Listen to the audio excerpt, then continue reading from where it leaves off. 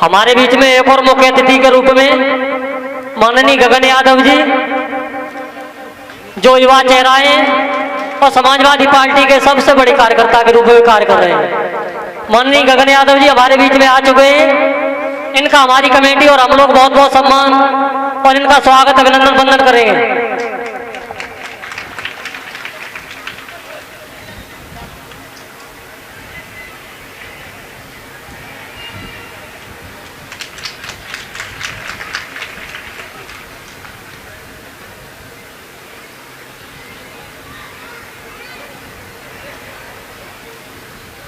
Hello भैया, ये committee के भैया सब लोग हट जाओ यहाँ से, सब लोग देखो उधर पहुंचो, यहाँ भीड़ मत लगाओ।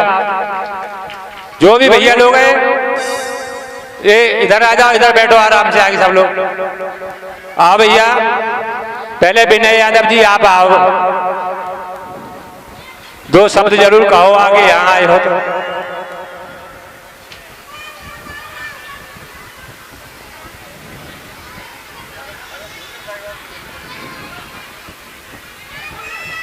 शुभकामनाओं के साथ साथ मेरे साथ एक बार जोरदार बोले योगेश्वर श्री कृष्ण भगवान की, मर्यादा पुरुषोत्तम श्री राम की, बोले भारत माता की, भारत माता की।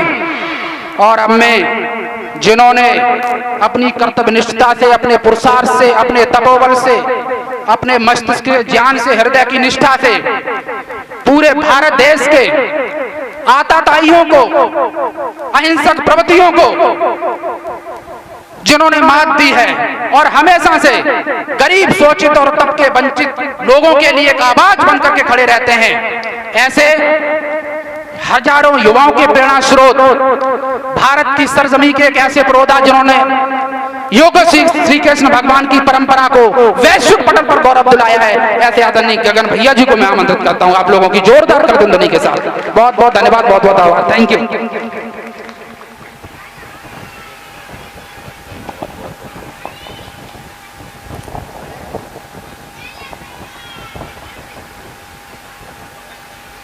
सभी को जय श्री कृष्णा। बहुत बहुत धन्यवाद इतना शानदार उद्बोधन करने के लिए, और इतने भारी भरकम शब्द उन्होंने बोले हैं कि मुझे नहीं लग रहा आप कितना भारी भरकम इस गगन यादव को समझ भी पा रहे हो, क्योंकि इस शब्द में वजन बहुत था और यही वजन जो शब्दों से निकला है ये हमारी जिम्मेदारियों को बढ़ा देता है। आज आप इस गगन यादव को कितना जानते हैं मुझे नहीं पता, लेकिन यही वो भाव हैं इन युवाओं के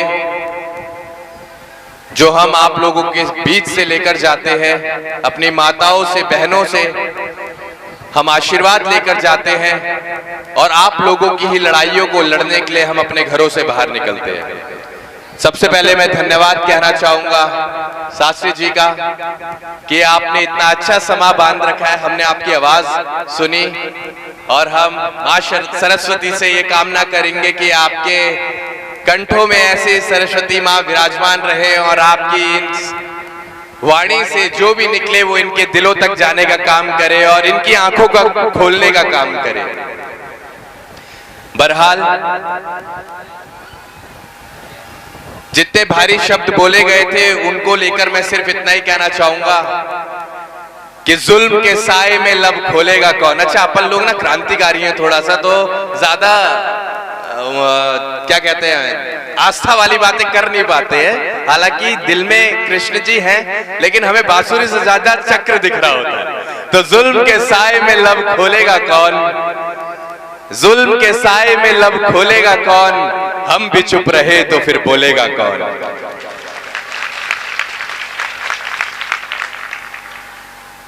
आज इतना अच्छा माहौल है तो फिर मैं यहां से कुछ बातें ऐसी भी बोलना चाहूंगा जिससे समाज सुधरे, क्योंकि हम युवाओं का नेतृत्व करने के लिए निकले हैं, उनको दिशा और दिशा दिखाने के लिए, उनको सुधारने के लिए निकले हुए हैं। तो मैं आप लोगों से कहना चाहूंगा, मेरे बड़े बुजुर्ग भी पीछे बैठे हुए हैं, मेरी माताएं बैठी हुई हैं, बहनें बैठी हुई हैं, समाज में एक सुधार आप लोग जरूर करें। अभी रिसेंटली हाल फिलहाल में मैंने अपनी शादी करी है और आपको मैं बताना चाहूंगा मैंने आपके क्षेत्र से शादी करी है। और 1 रुपए का रिश्ता किया है। लोग कहते थे कि गगन की शादी करोड़ों की होगी, गगन ने साबित कर दिया कि करोड़ों की नहीं, गगन अगर 1 रुपए की शादी कर सकता है तो समाज में आप भी ये सुधार लाएं और अपनी बच्चियों को अच्छे से पढ़ाएं, उनको पढ़ा लिखाकर आप कामयाब बनाएं और उनकी शादी करें आप। लेकिन वही पैसा चाहे आप करोड़ों लगाएं या लाखों लगाएं या हजारों लगाएं, जितना भी आप लगाएं अपनी बच्चियों के ऊपर लगाएं, उनको आप बेहतर बनाएं, क्योंकि वही आपके समाज को आगे चलाएंगी, उसे सुधारेंगी। तो इस पर आप लोग विचार करें। बहुत ही फैंसी जमाना हो चुका है, हर कोई चाहता है कि मेरी शादी में मुझे 1-2 करोड़ की गाड़ी मिले, मुझे प्लॉट मिले, मुझे मकान मिले, दिखाने के लिए बहुत सारा सोना मिले, और लगन जब चढ़ रहा हो तो सब बताएं कि भाई इतना कैश आया है। ये सब दिखावट है। एक आदमी कर सकता है जो सक्षम है, लेकिन उस एक को देखते हुए कई ऐसे लोग हैं जो टूट जाते हैं, जो अपनी बच्चों की शादी तो करना चाहते हैं अच्छे से, लेकिन वो कर नहीं पाते हैं, वो डर जाते हैं। जैसे ही वो बच्ची को जन्म देते हैं, बच्ची को जन्म देते ही उनके अंदर एक डर रहता है कि अब ये खर्चा आ गया है, अब इस खर्चे को हम कैसे उठा पाएंगे, कैसे इसकी कल को हम शादी कर पाएंगे। इसी विचार को रखते रखते वो 30 साल का नौजवान 60 का हो जाता है और उसकी कमर की हड्डी टूट जाती है। तो इसको आप लोग सुधारें और अपने बच्चों को पढ़ाने का आप लोग काम करें। ज्यादा ज्ञान की बातें देनी नहीं आती, लेकिन एक जरूर देना चाहूंगा। आजकल समाज में एक समस्या है, कोई अगर परेशान है तो उसकी परेशानी को देखकर पड़ोसी भी मजाक बना रहे होते हैं, गांव वाले गांव वालों का मजाक बना रहे होते हैं, रिश्तेदार रिश्तेदारों का मजाक बना रहे होते हैं। एक दूसरे के दुख को देखकर वो लोग खुश हो रहे होते हैं। तो इन लोगों के लिए एक कहानी सुनाऊंगा मैं। एक बार जंगल में भीषण आग लग गई होती है, ध्यान से सुनना। एक बार जंगल में भीषण आग लग गई होती है और उस आग को बुझाने का प्रयास एक मामूली सी चिड़िया कर रही होती है। वो चिड़िया दूर तालाब की तरफ जाती है, एक बूंद पानी अपनी चोंच में भरती है और उसी एक एक बूंद पानी को वो उस जलती आग के ऊपर डालने का काम करती है। सुबह से लेकर शाम हो गई चिड़िया को यह अथक प्रयास करते करते। दूर तालाब की तरफ जाना, एक बूंद पानी अपनी चोंच में भरना और उसी एक एक बूंद पानी को उस जलती आग के ऊपर डालना। शाम को एक बाज ने चिड़िया को देखा और उसे रोका। उससे पूछा कि बहन, तुम इतनी मेहनत कर रही हो, क्या तुम्हारे एक एक बूंद पानी से ये भीषण आग बुझ पाएगी? तो सुनना साहब, उस मामूली सी चिड़िया ने कितना खूबसूरत जवाब दिया। उस चिड़िया ने कहा कि जब भविष्य में इस बात पर चर्चा हो रही होगी कि जंगल में भीषण आग लगी थी, तो मुझ जैसी मामूली सी चिड़िया का नाम उस जलती आग को देखकर तमाशा देखने वालों में नहीं, बल्कि उस आग को बुझाने वालों की गिनती में आएगा। आज वही काम आपके बीच खड़ा ये नौजवान कर रहा है। इसे नहीं पता कि ये कितनों की प्यास बुझा पाएगा, इसे नहीं पता कि कितने जलते घरों को ये बचा पाएगा, लेकिन अपनी औकात अनुसार, अपनी क्षमता अनुसार उसी मामूली सी चिड़िया की तरह एक एक बूंद पानी अपनी चोंच में भरता है और जहां जहां आग लगी हुई है, जहां जहां आपको सताया जा रहा है, वहां वहां ये अपने सामर्थ्य के अनुसार अपना प्रयास कर रहा है। इसी के लिए मैं चाहूंगा आप अपना आशीर्वाद, अपना प्यार दें और अपने बच्चों को भी सिखाएं। जरूरी नहीं कि सिर्फ खुद का पेट भरना ही है, कभी आप अपने साथ वाले का भी पेट भरें, ईश्वर आपका भर देगा। अगर ईश्वर की बात चल रही है तो मैं यही कहना चाहूंगा। और जो तमाशा बनाते हैं उनके लिए एक शायरी है कि जलते घर को देखने वालों, अक्सर होता है ना, लोग जब किसी के घर में परेशानी होती है तो मजाक बना रहे होते हैं, ये उनके लिए है कि जलते घर को देखने वालों, फूस का छप्पर आपका है, आग के पीछे तेज हवा है, आगे मुकद्दर आपका है। उसके कत्ल पर मैं भी चुप था, उसके कत्ल पर मैं भी चुप था, मेरा नंबर अब आया, मेरे कत्ल पर आप भी चुप हैं, अगला नंबर आपका है। तो जिसे भी ये लगता है, जिसे भी ये लगता है कि उस कृष्ण की लाठी से, उस राम की लाठी से आप बच जाएंगे किसी का गलत करने के बाद, तो ये गलत फहमी आप अपने दिमाग से निकाल दें और एक दूसरे का साथ देने का आप काम करें। इससे ज्यादा ज्ञान तो देखो मुझको आता नहीं है, आप ही दे दो। मुझे तो बस लड़ना आता है, मैं अच्छे से लड़ के दिखा सकता हूँ। और अपनी माताओं को, बहनों को कह के जाऊंगा, मेरी माँ ने अपना अकेला बच्चा, मैं अपनी माँ का अकेला बेटा हूं, उसने अगर अपने इस अकेले शेर को इस समाज की लड़ाई के लिए बाहर भेज रखा है, तो यहाँ मौजूद मेरी कुछ तो माताएं होंगी जो अपने बच्चों को भी ऐसी तैयार करके इस समाज की लड़ाई के लिए बाहर भेज सकती हैं। जाहिर सी बात है कि उस माँ को नींद नहीं आती जब भी हम घर से बाहर रहते हैं। मेरी माँ अक्सर मुझसे कहती है कि गगन, तू ये सब काम मत कर, तू जब घर से बाहर जाता है तो मुझे नींद नहीं आती।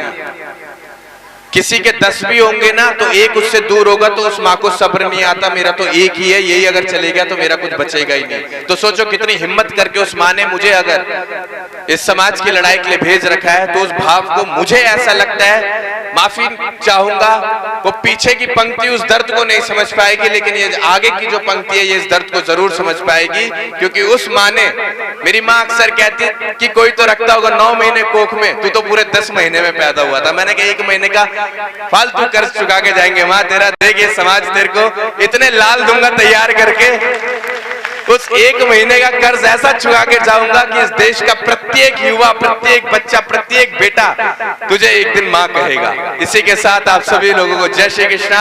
आप लोग अपना ध्यान रखिएगा और मेरी उस बात पर जरूर अमल करिएगा, बेटी को पढ़ाएं, बेटी के दहेज को लेकर चिंतित ना हो, उसके दहेज के लिए पैसा जुटाने के लिए अपने आप को आजीवन परेशान ना करें, बस अपनी बच्ची को अच्छी शिक्षा दें और वही बच्ची कल को आपका नाम रोशन करेगी, आपके कुल का नाम रोशन करेगी, आपके समाज का नाम रोशन करेगी। इसी के साथ जय यादव, जय माधव, जय श्री कृष्ण।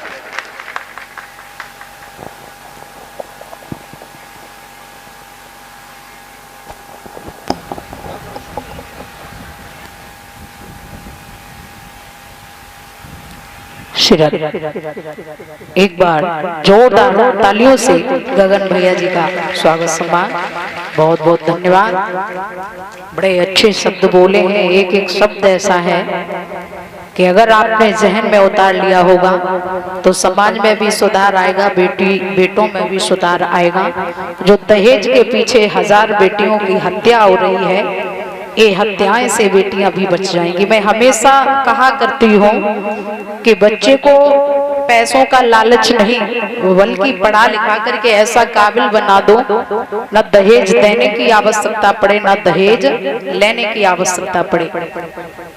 आज कई माँ तो बेटियों को इसीलिए जन्म नहीं देना चाहती हैं कि अगर बेटी पैदा हो गई तो उसकी शादी के लिए दहेज कहाँ से आएगा। तो बड़ी अच्छी बात कही है कि बेटी हो या बेटा हो, उसे पढ़ा करके काबिल बनाइए, और जो शिक्षित होता है उसकी शिक्षा कभी बेकार नहीं जाती है, वो कोई ना कोई अपने जीने का मार्ग ढूंढ लेता है। इसलिए हर माँ को, हर पिता को अपने बच्चों को शिक्षित और संस्कार दोनों ही चीजों से बच्चों को भरपूर करें, क्योंकि शिक्षित और संस्कार जिस बच्चे के अंदर होते हैं वो हमेशा माँ बाप का नाम रोशन करता है। बोलिए गोविंद भगवान की। आइए चलते हैं। भगवान श्री राम की बड़ी सुंदर चर्चा चल रही थी।